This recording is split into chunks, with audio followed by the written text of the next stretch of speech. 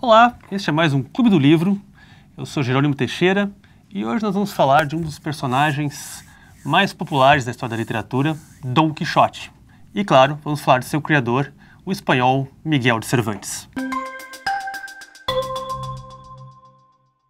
E para conversar aqui comigo sobre Cervantes, Sérgio Molina, tradutor de Dom Quixote. Bom dia, Sérgio. Bom dia, boa tarde, boa noite, conforme a ocasião. Né?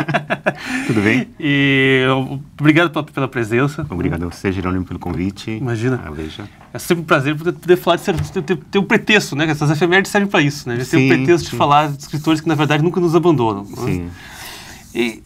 Enfim, tem uma coisa, assim, que é mais ou menos comum entre vários críticos que escreveram sobre Cervantes, né? Que é reconhecer, assim,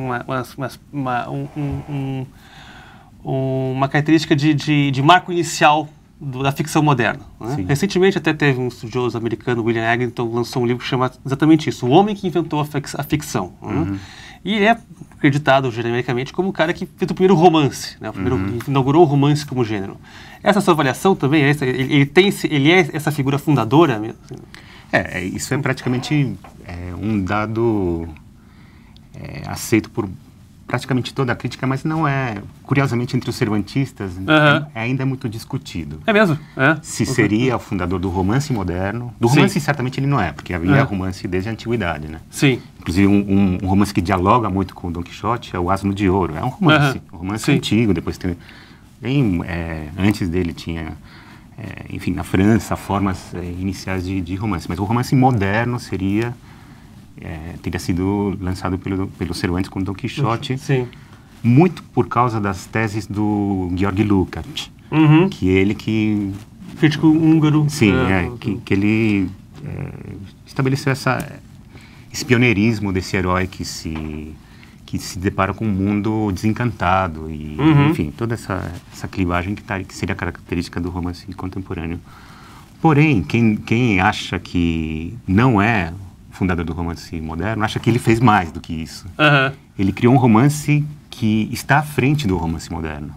Em que sentido? Ele é um romance que, se você compara com o realismo clássico burguês do 19, ele está muito além. Ele fala muito mais contemporaneamente conosco, com esses jogos metalinguísticos, os cruzamentos de narradores, camadas de entendimento e paradoxos e coisas que são muito mais, para nós, muito mais modernas.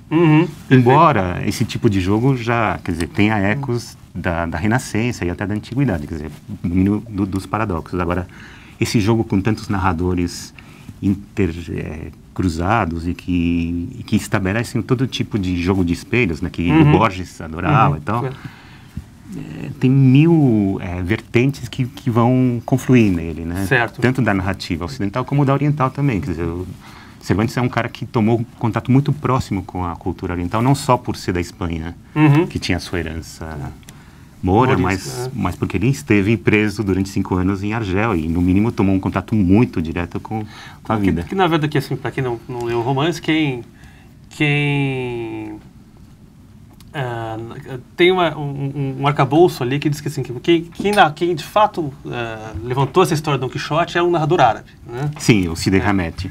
O Cervantes brinca esse tempo todo com isso. Não, olha, essas histórias, vocês acharem que são meio fantasiosas, mas a culpa é do árabe. Isso, Esse é um dos dados... Do mourisco, na verdade, né?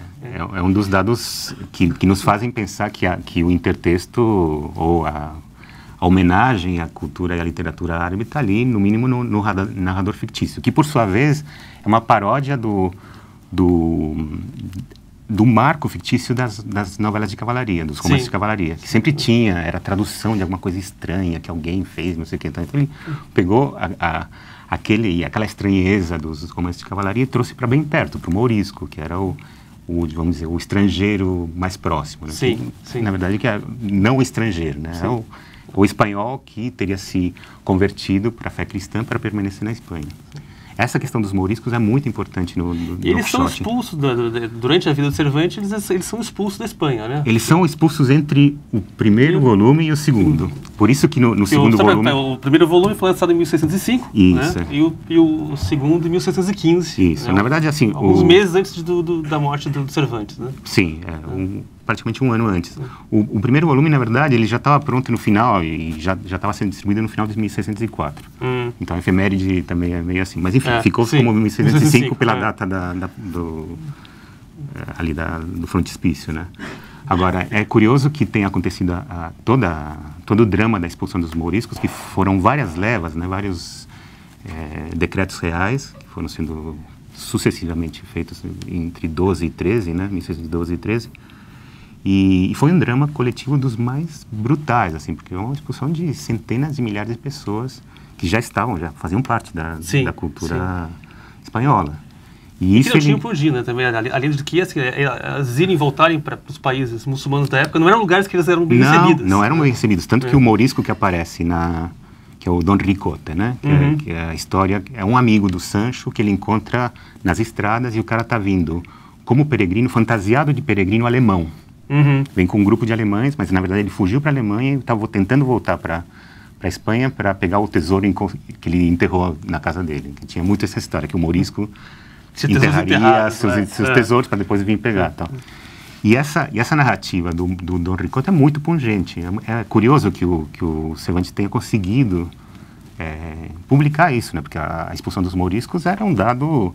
assim, que a propaganda oficial da Inquisição e da realeza espanhola insistia em dizer que era isso mesmo, os caras eram traidores, apóstatas, né, porque abraçaram a fé falsamente só para ficar, um monte de coisa assim, que eram espiões e que estariam envolvidos com os piratas berberiscos e todo aquele clima pesado que tinha de clivagem, de confronto entre as duas culturas, cristã e muçulmana. Mas o Cervantes, mesmo ele tendo sofrido poucas e boas durante 5 anos de prisão, ele consegue apresentar a história do mourisco de uma forma muito humana, muito pungente. Embora tenha lá uns discursos que o próprio Don Ricote faz, justificando, falando, não, mas está certo, nos expulsarem, porque veja, nós traímos a fé, muitos de nós fizeram isso e tal, mas a história que é contada da separação das famílias continua igualmente pungente. E até o fato dele reconhecer que, poxa, veja, de certo modo até... o rei está certo, tá? Que é de tão bom coração que ele reconhece, né? Né? Isso é muito discutido. Tem gente que fala que não, que Cervantes é uma nunca... ironia. Né? Se é ou não ironia. Irônico, discutido. É discutido, quer dizer, tem muita gente que puxa a sardinha para um discurso mesmo anti-muçulmano. E o que eu acho mais plausível, mais lógico de entender dentro do pensamento de Cervantes, do modo dele construir, de se aproximar aos personagens, é que ele consegue te mostrar os dois lados ao mesmo tempo. Assim como ele consegue fazer o trágico ser cômico e cômico ser trágico, ele consegue te mostrar os dois lados de uma mesma... Que é muito próprio disso que a gente falava da ficção moderna, de fato, né? Nesse sentido ele é um grande... Não só um narrador moderno, mas um espírito muito moderno. No sentido de que, olha, ele consegue se aproximar mesmo por uma caridade cristã, ele era muito cristão, tá, mas olhar o drama de cada um. E não só o drama, o cômico mesmo. O cômico dele próprio, se você vê como ele se apresenta nos prólogos, tem um grau de autoironia, assim, muito louvável, né? Sim. Ainda mais vindo do espanhol, vamos falar um pouco da vida dele, né? Porque é uma vida interessantíssima, né? Agora há pouco apareceu na tela um quadro, aliás, do Cervantes, né? Que é duvidoso, né? Acho que todos os quadros do Cervantes, ninguém sabe se ele de fato tinha essa cara, né? Não, esse quadro é falso. Esse quadro é falso. É absolutamente falso. Absolutamente falso. Está definido já que é falso. Sim. Embora a Real Academia Espanhola tenha ali guardado e tal. Porque ficou realmente assim, digamos, a imagem que a gente tem do Cervantes é essa aí. Né? Na verdade, ele está assinado como Juan de Jáuregui por causa de um autorretrato que o Cervantes faz no prólogo das novelas exemplares. Certo. Ele se descreve de um jeito que não concorda com esse aí, é outra história. Inclusive... Ele fala em barba loura, não é? Ele diz que teve a barba loura, mas que essa altura quer dizer, que era de ouro, é de prata, né? Sim. Quer dizer, que ele tinha barba loura e os cabelos castanhos, mas que essa altura já estava como a minha, assim, mais ou menos. Quer dizer, totalmente branca, né? Porque, na verdade, quando ele escreveu o prólogo das novelas, ele já estava com 65, por aqui. E fora o cativeiro, eu imagino que do cativeiro de Argel, mesmo com 30 e poucos anos, ele já tenha voltado bem... Vamos seguir isso cronologicamente, né? Ele nasce em 1557. 47, né? E, enfim, os anos de educação dele são um pouco nebulosos, ele não sabe onde ele teria estudado, né? Ele vê uma vida meio errante, porque o pai dele estava sendo endividado, né? De um lugar como Sevilha, Madrid, Valladolid, etc. E no final de 1560, acho que ele vai para a Itália, isso. Sim, né? 69, 69, né? E aparentemente existe evidência que ele teria se envolvido num duelo, né? Teria sido condenado pela justiça e estava fugindo, né? Pela justiça e foi para a Itália. Sim, mas se você quer seguir a cronologia, é interessante pensar isso que você falou, da educação. Como foi a educação do Cervantes? É muito... Quando se fala da biografia do Cervantes, você deve ter lido no próprio Jean Canavaggio, né, que você tem aí. É um historiador que faz questão de dizer que, ao falar do Cervantes, você pega alguns poucos documentos, muito, talvez concentrados em algumas épocas, e muita dedução a partir da sua própria ficção. Certo. Então, aquilo que você estava comentando há pouco, que se ele teria estudado no Colégio de Jesuítas de Sevilha, essa ideia provém, sobretudo, de uma novela exemplar, do Colóquio de los Perros. Porque os cachorros falam... É um conto que dois cachorros conversam e comentam a vida humana. Que, aliás, é engraçadíssimo. É um conto dentro de um conto. Quer dizer, tem um casamento e alguém vai contar a história e conta e entra... Que é bem um jeito... bem próprio Cervantes. Né? Um jeito oriental de contar, né? Você vai abrindo as caixinhas, tá? Então, se bem que também é um pouco o esquema do Boccaccio, né? Do Decameron, que na Itália deve ter tomado contato com isso também. Né? Sim, não. O Cervantes, ao apresentar as novelas exemplares, ele quer ser o Boccaccio espanhol. Ele fala, eu estou trazendo o modo de novelar italiano para o espanhol. Mas, assim, aí tem um momento da juventude dele, por volta dos 20 anos, em que ele está assim, caminhando para seguir os estudos universitários. Disso se sabe ao certo, porque ele era foi discípulo de um importante humanista, um instrutor da época, mas que deixou uma obra poética também, que é o Juan de Hoyos. O Cervantes foi pupilo desse Juan de Hoyos numa escola, uma espécie de cursinho da época, que era o Estudio de la Villa, que preparava para o ingresso na universidade. Mas era um cursinho de alto nível, assim. Sim. E tudo indica que ele ia seguir uma carreira, né, universitária padrão, né? Quer dizer, super... O Juan de Hoyos publicou alguns sonetos dele e tal, e de repente desaparece. É verdade. E aí reaparece na Itália. Esse fato foi ser explicado com eu não sei quando exatamente veio a público esse documento, mas acho que foi ainda ou fim do 19, começo do 20, que é o que o Canavaggio comenta. Que é um documento que dá conta de um fato ocorrido em Sevilha, de um duelo entre um Miguel de Cervantes, mas com uma grafia toda estranha, e um fulano que era um pedreiro, mas que tinha contatos com a corte. Pedreiro não, construtor, né? Que era contatos com a corte. Um empreiteiro, né? Uma coisa assim. E desse duelo, quer dizer, o Cervantes teria sido condenado a ter a mão direita decepada e ficar 10 anos desterrado dos reinos da Espanha. Quer dizer, de todos os reinos que constituíam o Império Espanhol na época. E esse documento serviu como explicação para essa fuga. Ele teria desaparecido, fugido, como pôde, e talvez acionando alguns contatos que ele já tinha, foi reaparecer em Roma no serviço de um cardeal.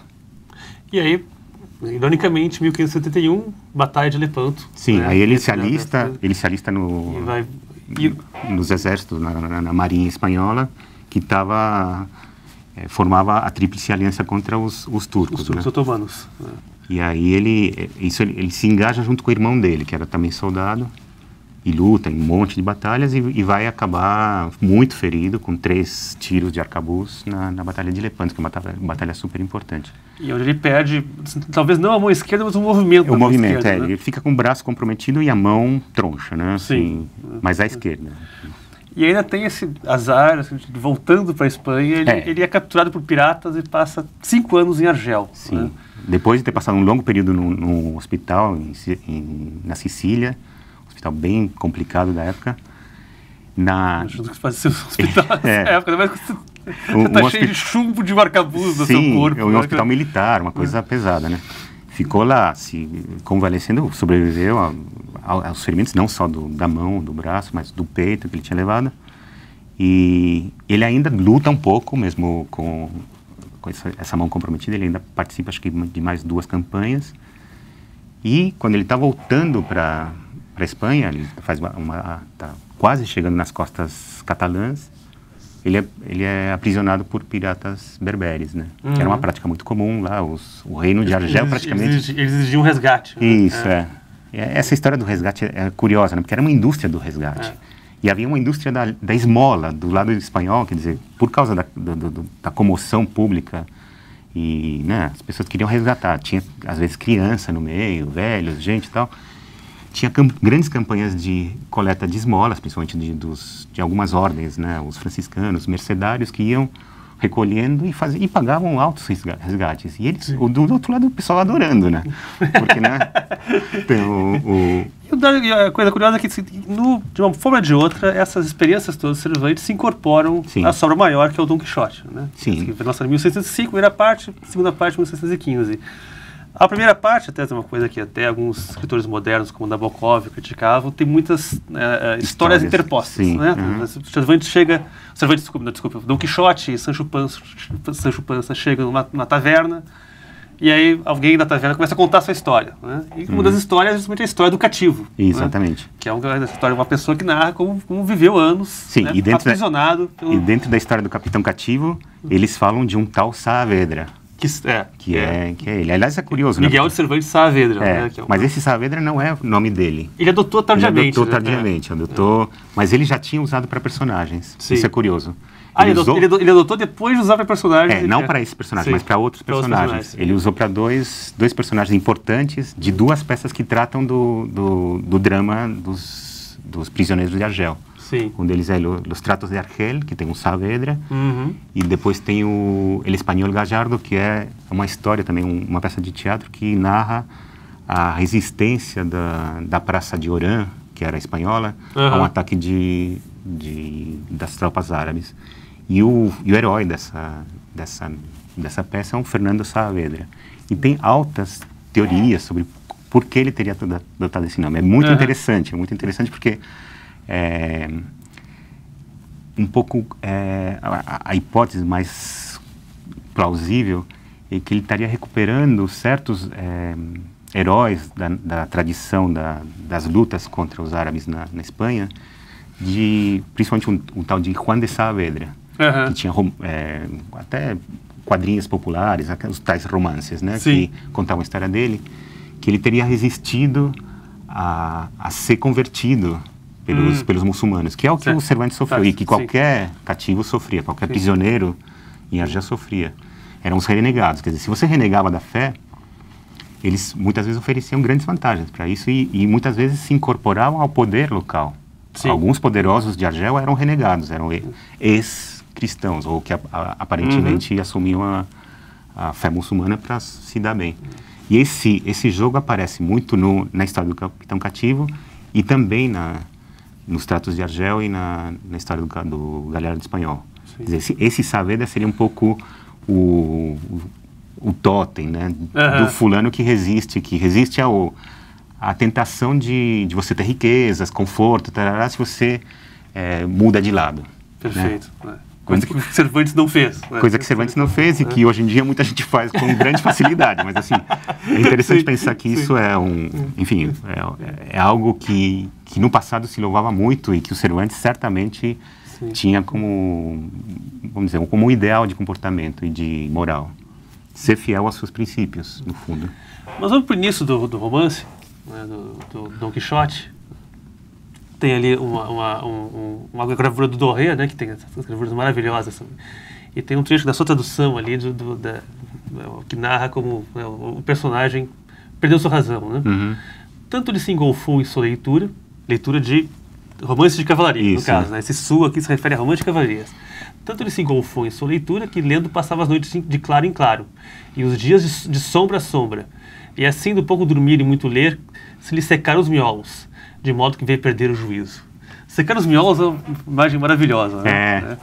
Enfim, esse é o início, né? Acho que é um personagem, de certa maneira, que as pessoas conhecem mesmo sem ter lido a obra, né? Sim. Assim, o arcabouço básico, assim, é um sujeito que leu o romance de cavalaria demais e perde o juízo e começa a andar o mundo ao lado do seu escudeiro, Sancho Panza, né? Julgando que está vivendo, né, uma história de cavalaria, né? O curioso é que todos esses romances de cavalaria, a gente conhece eles, sobretudo, né, o leitor comum, pelo menos, né, o pessoal que não é o scholar de Cervantes, né, a gente conhece sobretudo por causa de Cervantes. Né? Talvez o único que a gente estuda na escola é o Amadis de Gaula, um pouquinho, né? Sim. Mas todos esses outros é muito difícil a gente ter contato. Tem contato nas notas que a gente acaba pondo e... Tem um deles que aqui foi publicado, que é Tirante el Blanco, Tirante o Branco, né? Que é um romance de cavalaria catalão, que num capítulo em que tem a queima dos livros, é muito louvado porque já tem procedimentos que fogem do esquema absolutamente delirante dos romances de cavalaria. Então, que fala que o cavaleiro dorme, come, tem suas necessidades fisiológicas, enfim, é minimamente incrível, humano, né? Mas sim, interessante isso que você falou, quer dizer, a gente sempre confunde Cervantes com Quixote, não é à toa, né? Aliás, se você pega essa capa, que parece que é o retrato do Cervantes, não é, né? Não existe retrato do Cervantes, é um detalhe do rei, isso, é o Dom Quixote, né? É verdade. Essa mistura a gente não faz à toa, né? Mas, enfim, a grande questão que se coloca quando você pensa na saída do Dom Quixote é se ele estava louco mesmo, se ele estava se fingindo de louco. Né? Você acha que isso é uma hipótese? Muita gente fala, ouve muito falar sobre Hamlet, né? Assim, ele tá fingindo loucura. Aparentemente vai meio claro que ele tá fingindo loucura. Sim, não, mas o Hamlet é super claro. Porque mas o Dom Quixote ele estaria não tanto fingindo, mas encenando a sua loucura, quer dizer, ele sai pelo mundo, tem uma parte que ele fala ali, o Dom Quixote, por muitos momentos, de tanto ler, geralmente os romances de cavalaria terminavam com um convite para a continuação. Que acontece também no final da primeira parte. Sim, né? Que acontece seguindo a fórmula dos romances de cavalaria. E o personagem, nas primeiras, acho que no primeiro capítulo, é dito que ele muitas vezes ensaiou isso, pegou da pena, mas aí outras coisas, preocupações e tal, ele acabou não escrevendo. Então é como se ele tivesse perdido o tempo certo de escrever, e fala, bom, quer saber, eu vou escrever, eu vou virar um personagem, eu vou pelo mundo por aí afora. Essa é uma hipótese, acho, super interessante. Quem repete muito isso é um escritor espanhol chamado Gonzalo Torrente Ballester. Ele vai mostrar que de ponta a ponta tudo é teatral. Que tudo que o Dom Quixote faz é uma encenação. O modo como ele busca o seu figurino, o modo como ele busca o nome do seu personagem e das outras pessoas dramáticas que vão cercá-lo. Como que ele transforma o mundo no palco da história que ele não pôde escrever. É bem interessante, assim. Essas ideias que escritores têm ao ler Dom Quixote... Tem a famosa do Kafka também, que na verdade o protagonista é o Sancho Panza. Sim, né? E que o Dom Quixote seria um demônio. Um demônio do Sancho Panza, né? Ele fica muito tranquilo de saber que seu demônio está ali, né? Sim. Todos nós não sabemos onde está o nosso demônio. Esse aqui não, está aqui, estou vendo, estou seguindo ele, estou feliz. Eu acho que essas fantasias, ou essas elucubrações, ou hipóteses meio translocadas dos escritores, são as que mais iluminam e tornam o personagem vivo atualmente. Muito mais do que a crítica, que é importante. Claro. Certamente, mas que se detém, às vezes, nas polêmicas, eles ficam muito brigando entre eles, afinal, isso, aquilo. Eu acho interessante esse jeito dos ensaios de escritores de errarem, né?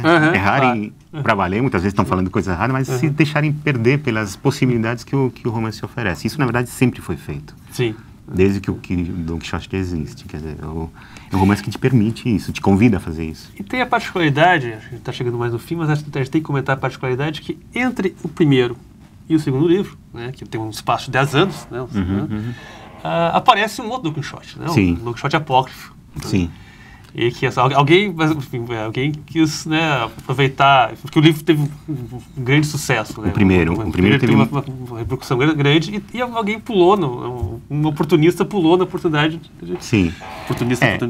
de escrever o seu próprio Don Quixote e ganhar um trocado com isso também. Né? Um pouco pegando, né, o que fala o convite que tem no fim da primeira parte, que é outro há de seguir isso de um jeito mais bacana, né, que forse altro canterà con miglior plectro, né, que está em italiano, que é uma citação né, do final do Orlando Furioso, se não me engano. Certo. E que, bom, está seguindo o padrão justamente dos começos de cavalaria, de convidar que alguém continue e tal, mas alguém pegou o mote ao pé da letra. Tem também 1000 hipóteses de por que teria sido, o fulano teria publicado com pseudônimo, por que teria sido tão ofensivo ao Cervantes no prólogo, que chama de velho, mal-humorado, aleijado, não sei o quê, blá, blá. E escrito uma obra que, na verdade, reduz o Don Quixote a uma loucura totalmente pura, né? Sem todos esses jogos que permitem que você se comova por ele, né? Sim. O Sancho é um perfeito idiota, tal, quer dizer, o Don Quixote termina no manicômio, o Sancho não sei, nem me lembro como termina. Mas, enfim, esse livro é publicado quando ele já está terminando, deve estar mais ou menos por aqui, assim, no segundo volume. No segundo volume. É publicado em 1614. Mas ele incorpora comentários a esse livro, né? Sim. Ele já fala dele no prólogo, obviamente o prólogo é escrito por último, mas ele transforma a história do Avellaneda, que é o suposto autor do Don Quixote dito apócrifo, na continuação falsa do Don Quixote, transforma esse livro num personagem. E os leitores desse livro num personagem. E não só isso, o Don Quixote, ao visitar Barcelona, ele entra numa tipografia. Isso é fantástico, né? Ele folheia. O personagem entrando e vendo o seu livro. Né? Ele está vendo não o seu livro, ele está vendo ser impresso o falso Don Quixote. Né? E aí ele encontra depois, mais tarde, na volta já para a aldeia, eles encontram Sancho e o Don Quixote, encontram numa taverna, numa estalagem, 2 leitores do falso Don Quixote. E aí ele folheia e fala, isso não pode ser tal coisa. E tem altas discussões com esses leitores. Depois ele vai encontrar ainda um personagem, um personagem importante, que é uma figura que não existe no Don Quixote verdadeiro, só existia lá, mas ele encontra. E aí, no diálogo que Don Quixote tem com esse fulano, não lembro o nome dele, mas enfim, ele pede que procure um tabelião, que ele declare que aquele Don Quixote que ele conheceu não é ele, Don Quixote. Aquele que... Mas é uma coisa assim, nesse sentido que eu te digo. Essas liberdades, um romance do século XIX jamais poderia tomar. Não sei. Tem outro capítulo fantástico que eles começam a discutir se uma bacia de barbeiro é ou não um elmo. O elmo de Mambrino, que aparece no Orlando Furioso. Que é um pouco a natureza própria da ficção, né? Você não está vendo as coisas. Mas o narrador está te informando que aquilo é uma bacia de barbeiro. Né? Não é um elmo mágico. Né? Mas, enfim, quem diz que você pode confiar mais no narrador que no Don Quixote? Na verdade, naquele momento, você ou entra na dele, mas sempre apresentado de um jeito, essas situações em que você tende a achar que é tudo delírio do Don Quixote. Porque todo mundo está vendo que é uma bacia e tal. Só que, claro, essa bacia, esse elmo de Mambrino tem uma tradição, e a bacia não tem, né? Certo. Então, o Don Quixote insiste nisso. Isso está nos livros, é claro, tal. Mas tem um momento genial, já na segunda parte, em que esse jogo da ficção é virado de ponta cabeça pelo Sancho. Quando que é o capítulo da Dulcinea Encantada.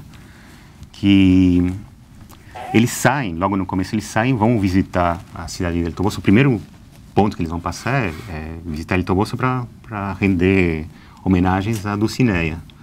Só que tem um sério problema que envolve uma mentira do Sancho.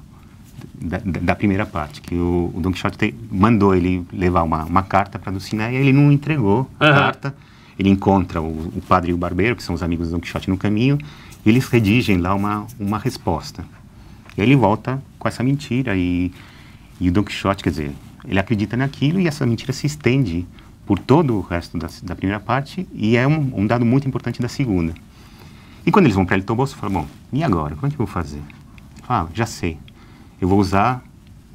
tem um diálogo dele, do Sancho com ele próprio, que se esconde no canto. Sancho, o que você vai fazer? Então, já sei, vou usar as armas dele, né? Do Don Quixote. Então, ele vai dizer que 3 lavradores que vêm nos burricos e tal, são a Dulcinea e 2 damas de companhia. E aí o Don Quixote fala, mas como assim? E aí, o Sancho diz, não, olha, de certo... Geralmente é o contrário, é o Don Quixote dizendo que as coisas não são o que são. Exatamente. É o Sancho dizendo para ele que é. Mas com a mesma... Que as coisas são encantadas, com o mesmo que ele motivo. não consegue ver a real essência das coisas. Que tem os encantadores que transformaram a Dulcinea naquelas lavradoras. E essa história vai se estender até o final, quer dizer, todos os passos da segunda parte praticamente estão ligados a essa mentira, essa dupla mentira do Sancho e a necessidade do Don Quixote de saber, afinal, onde está a Dulcinea, né? Sim, né? Exato. Mas, enfim, a gente está chegando ao fim, Sérgio. Nossa, já? Já. Mas, enfim, o Don Quixote é um romance que as pessoas... um personagem, sobretudo, que as pessoas conhecem muito da fama e nem sempre do contato direto com o texto, né?